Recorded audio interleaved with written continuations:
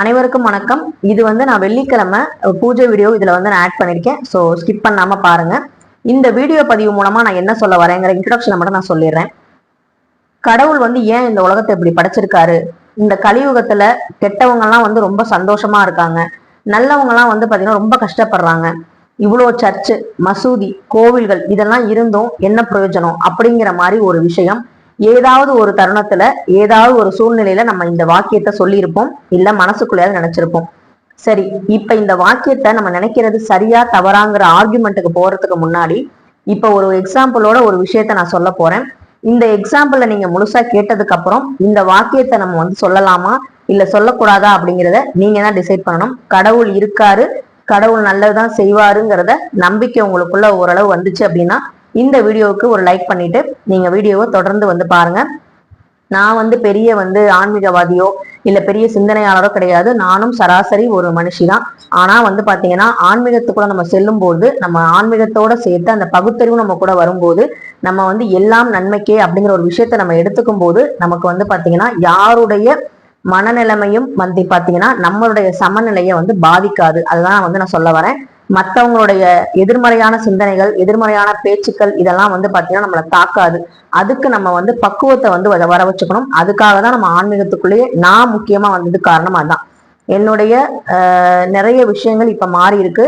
நிறைய விஷயங்கள்ல நான் கொஞ்சம் ஒதுங்கி இருந்திருக்கேன். நிறைய விஷயங்களை நான் தள்ளி வச்சிருக்கேன். அதனால பாத்தீங்கன்னா எனக்கு இப்ப கொஞ்சம் அடிக்கடி எனக்கு தலைவலிக்கும், ரொம்ப டென்ஷனான தலைவலிக்கும். இப்ப தலைவலிங்கிறதே எனக்கு இல்லாம இருக்கிறதுக்கு முக்கியமான காரணம் நான் கடவுள்கிட்ட ரொம்ப அதிகமா நெருங்குறனால கடவுள் என்ன பக்குவப்படுத்துறாரு அப்படிங்கிறத நான் முழுசா நம்புறேன். இந்த விஷயத்த ஒரு சின்ன உதாரணத்தோட நம்ம பார்க்கலாம். தொடர்ந்து வீடியோ ஸ்கிப் பண்ணாம பாருங்க. இந்த வீடியோ உங்களுக்கு பிடிச்சிருந்தா கண்டிப்பா லைக் பண்ணுங்க. அதே மாதிரி நம்ம சேனல் உங்களுக்கு பிடிச்சிருந்தா சப்ஸ்கிரைப் பண்ணிட்டு பாருங்க. இப்ப வாங்க நம்ம வீடியோக்குள்ள போகலாம். கடவுள் ஏன்பா இப்படி உலகத்தை படைச்சாரு? இத்தனை கோவில் சர்ச்சு மசூதி எல்லாம் இருக்கு. ஆனா பாத்தீங்கன்னா நம்மளுடைய கஷ்டம் மட்டும் தீரவே மாட்டேங்குது.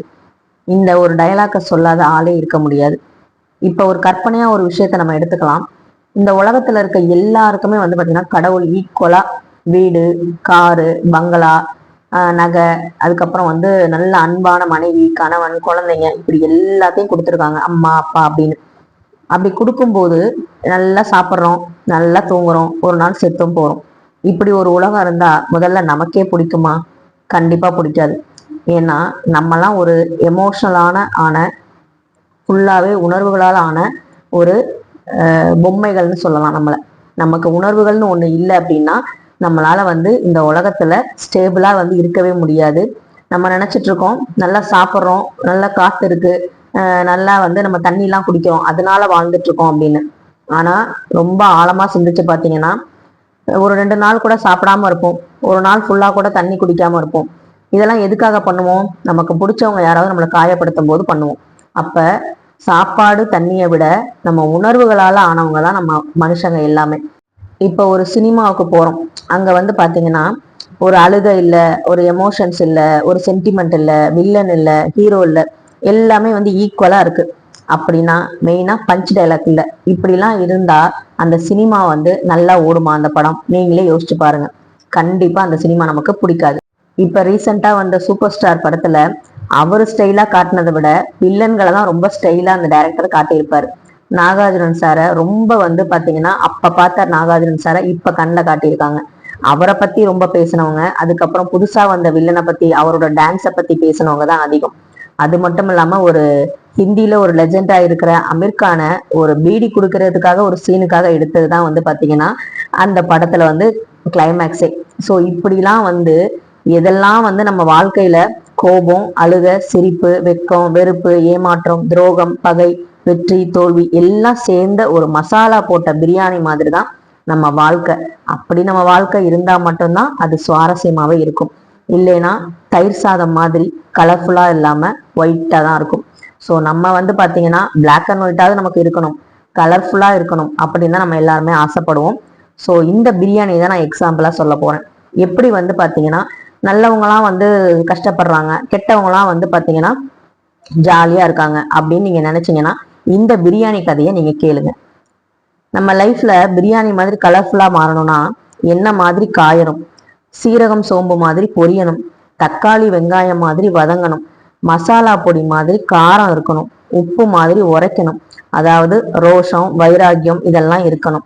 இது எல்லாத்தையும் சாந்தப்படுத்த தண்ணி கொஞ்சம் ஊத்தணும். சாந்தமான தண்ணீர் நம்ம மனசு போல கொதிக்கும் போது அந்த கொதிப்பை அடக்க அரிசி போடணும்.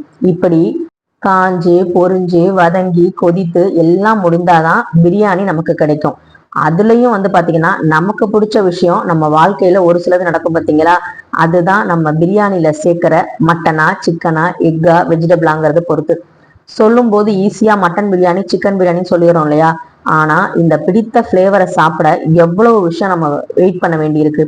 ஒவ்வொரு விஷயங்களும் பாத்தீங்கன்னா ஸ்டெப் பை ஸ்டெப்பா செஞ்சாதான் நம்ம மட்டனை போடும்போது அது மட்டன் பிரியாணி ஆகும், சிக்கனை போடும்போது அது சிக்கன் பிரியாணி ஆகும். ஏன் இதை சொல்றேன், ஏன் மட்டன் பிரியாணி சிக்கன் பிரியாணி பிரியாணியை பத்தி பேசுறேன்னு பாக்குறீங்களா? பிரியாணி மட்டும்தான் நம்மளோட தேசிய உணவு மாதிரி ஆயிடுச்சு. எல்லா மதத்தினருக்கும் பிடிச்ச ஒரு உணவு அப்படின்னா அது பிரியாணி தான் இப்ப. சரிப்பா, நான் கஷ்டப்பட்டு பிரியாணி செய்றேன், ஆனா எனக்கு ஒரு ஹெல்ப் கூட பண்ணாம நான் சின்னதா ஒரு உப்பு காரம் ஏதாவது ஒன்று எக்ஸ்ட்ராவோ இல்ல குறைஞ்சோ போயிடுச்சுன்னா அதை குறை சொல்றதுக்குன்னே ஒரு கூட்டம் இருக்கும். இப்படிலாம் இருக்கும் பொழுதும் ஏன் நான் பிரியாணி செய்யறதை நிறுத்தல அப்படின்னா, அடுத்த முறை அதே குறை சொன்ன வாயால பாராட்டு வாங்கணும் அப்படிங்கறதான் நம்மளுடைய வைராக்கியமாவே இருக்கும். நிறைய பேர் பாத்தீங்கன்னா நம்மளை அன்பா பாத்துக்கிறவங்க, அன்பா நடத்துறவங்க சொல்றதை விட மத்தவங்க நம்ம கிட்ட நம்மளை திட்டுறவங்க குறை சொல்றவங்க இவங்களுக்காக நம்ம நிரூபிக்கணும்னு தான் நிறைய விஷயங்களை செய்வோம். அந்த வைராக்கியம் அந்த விஷயம் தான் பாத்தீங்கன்னா நம்மளை அடுத்த லெவலுக்கே கொண்டு போகுது. நம்மளை அன்பா தட்டி கொடுத்துக்கிட்டே இருக்கவங்களை விட நம்மளை எதிர்த்து நின்று நம்மளை மோசமா பேசுறவங்க, நம்மளை தரைக்குறைவா நடத்துறவங்க அவமானப்படுத்துறவங்களாலதான் நம்ம அதிகமா வளரவே முடியும். இது நிறைய பேருக்கு தெரிஞ்சிருக்கும். சரி, கடைசி வரைக்கும் நான் பிரியாணி செஞ்சு திட்டு மட்டும் தான் வாங்கணுமா, எப்பதான் என்னைய பாராட்டுவாங்க அப்படின்னு நம்ம நினைக்கும் போது ஒரு நாள் வரும் நம்மளை பாராட்டுறதுக்கு. எந்த வாய் நம்மளை நல்லா திட்டுச்சோ அதே வாய் இவங்க இல்லைன்னா நான் இல்லை அப்படின்னு சொல்ற மாதிரி ஒரு சூழ்நிலை வரும். அப்பதான் நம்ம கர்மா உண்மையாலுமே குறைஞ்சு நமக்கு நல்ல காலம் பிறக்குது அப்படிங்கிற மாதிரி நமக்கு ஒரு ஃபீலே வரும். அது உண்மையா இருந்தா நீங்க கண்டிப்பா கமெண்ட்ல சொல்லுங்க. இதைத்தான் இறைவனும் நமக்கு செய்யறாரு. எல்லா பிள்ளைங்களையும் ஒரே மாதிரிதான் படைக்கிறாரு. ஆனா அந்தந்த சூழ்நிலைகளுக்கு ஏத்த மாதிரி நம்மளுடைய மனுஷன் நம்மளுடைய அந்த மாற்றத்தை மாற்றுவதற்கு என்ன முயற்சி பண்றான் அப்படிங்கிறத சோதிக்கிறது தான் கடவுளுடைய வேலை. இப்ப எங்க ஸ்டூடெண்ட்ஸ் கிட்ட நான் சொல்லுவேன், நிறைய பசங்க வராங்க நம்ம கிட்ட படிக்கிறதுக்கு. அப்படி வரும்போது சப்ளை வேலைக்கும் போவாங்க படிக்கும் போதே. அதுல ஒரு சிலர் அந்த ஃபீஸை கட்டுறதுக்காக அந்த பணத்தை யூஸ் பண்ணுவாங்க, ஒரு சிலர் தேவையில்லாத செலவுகளுக்காக யூஸ் பண்ணுவாங்க. அப்படி நான் சொல்லும் போது என் ஸ்டூடெண்ட்ஸ் கிட்ட சொல்லுவேன், பேப்பர் போடுறவங்க எல்லாரும் அப்துல் கலாம் ஆயிட முடியாதுப்பா. பேப்பர் போடுறதுங்கிறது அவர் அந்த படிக்கிறதுக்காக அவர் எடுத்து வச்சுக்கிட்ட ஒரு ஸ்டெப் தான். நீங்க சப்ளை பண்றது அப்படிங்கிறது பாத்தீங்கன்னா படிப்புக்காக செலவு பண்ணா ஓகே, அதை தேவையில்லாத தீய பழக்கங்களுக்கு செலவு பண்ணீங்க அப்படின்னா நம்ம உழைக்கிறதுல ஒரு அர்த்தமும் இல்லை. பேப்பர் போடுறவங்க எல்லாருமே அப்துல் கலாம் ஆகிட முடியாது இல்லையா? சோ அப்துல் கலாமுக்குமே சோதனை வந்துச்சு, ஆனா அவர் அந்த சோதனைய சாதனையா மாத்தினாரு. அது மாதிரி நாமும் நம்மளோட வெற்றியை நாட இறைவன் நமக்கு பல வழிகளை காட்டுவார். அந்த வழியை சரியா பிடிச்சு சரியான பாதையில நம்ம ஒவ்வொரு அடியா எடுத்து வைக்கும் பொழுது இறைவன் நம்மளை ஒவ்வொரு ஸ்டெப்பா தூக்கி விடுவார். இதை கீழ்நிலையிலிருந்து வந்தவங்க எல்லாருக்குமே புரியும். ரொம்ப கஷ்டப்பட்டு நம்ம சாப்பாட்டுக்கு கூட சில நேரங்கள்ல சிரமப்பட்டிருப்போம். நிறைய வாய் பேச்சுக்களால பாத்தீங்கன்னா வேதனைப்பட்டிருப்போம். இதெல்லாம் தாண்டி வந்தவங்களுக்கு நான் சொல்ற விஷயம் புரியும். ஒரு சாதாரண பிரியாணி செய்யறதுக்கே பாத்தீங்கன்னா இத்தனை பொருட்கள் சேர்க்க வேண்டியது இருக்கு, இத்தனை விஷயங்கள் செய்ய வேண்டியது இருக்கு.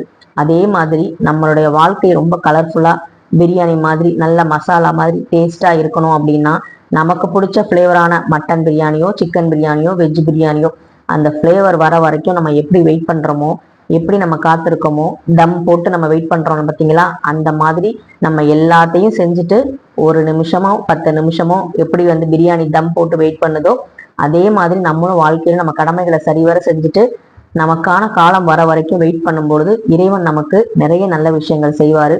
அப்படி அவர் கொடுக்கும்போது அது எதுவுமே ஈஸியா நம்ம விட்டு போகாத மாதிரி ஸ்ட்ராங்கான ஒரு விஷயங்களை தான் கொடுப்பாரு அப்படிங்கிறத நான் முழுசா நம்புறேன்.